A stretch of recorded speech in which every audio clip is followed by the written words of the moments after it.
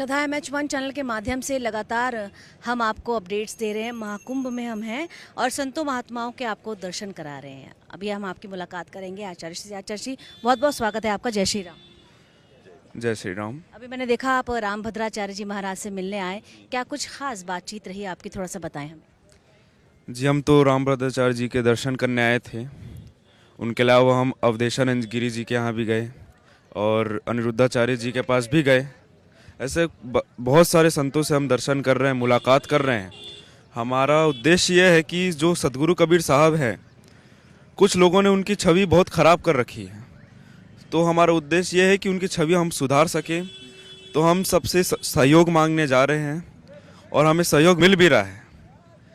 और ये हमारा नसीब ही कह सकते हैं, हम परम सौभाग्य है हमारा कि हमें सबके दर्शन हो रहे हैं और सबसे सहयोग मिल रहा है, क्योंकि ये महाकुंभ है। यहाँ सब संतों एक साथ मिलते हैं, एकजुट होते हैं। जैसे यहाँ संगम होता है, वैसे संतों का भी संगम होता है, तो उनसे मुलाकात होती है, चर्चाएं होती हैं। तो हमारा यही विषय था कि हम सदगुरु कबीर साहब के चरित्र को हम वापस सुधार सकें, जो कुछ लोगों ने खराब कर रखा है। युवा संत हैं आप, क्या संदेश देंगे युवाओं को? जी, मैं भी युवा हूँ, तो मैं अपने युवा भाइयों को यही संदेश दूंगा कि रास्ते और लक्ष्य में आप भटकिए मत। लोग रास्तों में भटक जाते हैं और उसको अपना लक्ष्य मान लेते हैं।